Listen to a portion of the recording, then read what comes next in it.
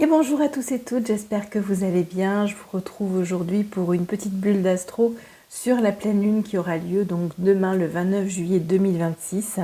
Cette pleine lune qui sera exactement à 16h36 en France. Alors cette pleine lune, elle se forme sur l'axe Lion-Verseau avec le soleil en Lion face à la lune en Verseau. Donc c'est une opposition qui met deux énergies face à face et nous demande de trouver donc un nouvel équilibre. Le lion, ça représente notre identité, notre créativité, notre besoin de rayonner, d'être reconnu et d'exprimer pleinement qui nous sommes.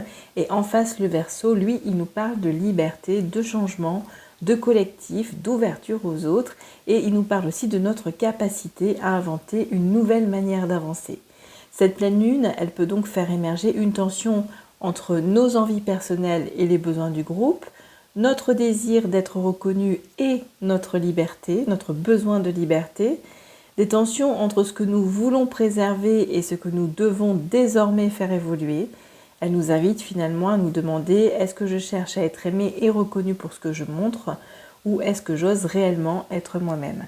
Alors cette énergie, elle sera particulièrement ressentie par les lions, les verseaux, les taureaux et les scorpions. Les lions et les verseaux parce que c'est leur axe, et les taureaux et les scorpions parce qu'ils sont au carré donc de cet axe-là. Pour vous, il y aura évidemment, comme à chaque pleine lune, certaines résistances, des tensions relationnelles ou des prises de conscience qui peuvent remonter à la surface. Alors il ne s'agit pas forcément d'agir immédiatement, mais plutôt d'écouter ce que cette pleine lune vient révéler.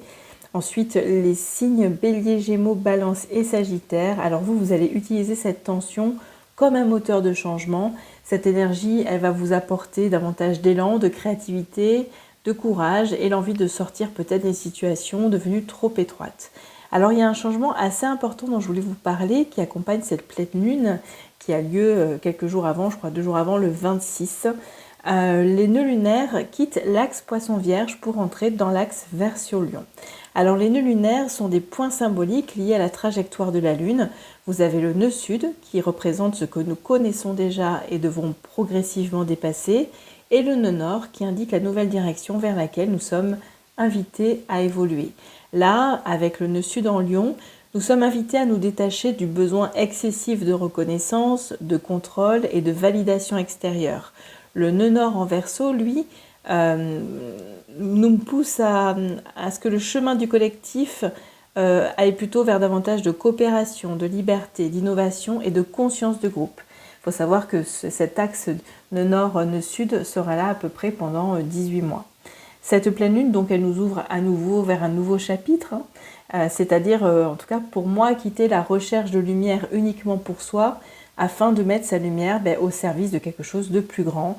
Donc c'est une énergie puissante comme toutes les pleines lunes, parfois inconfortable, mais profondément libératrice. Alors ne luttez pas, ouvrez vos corps, essayez de ressentir.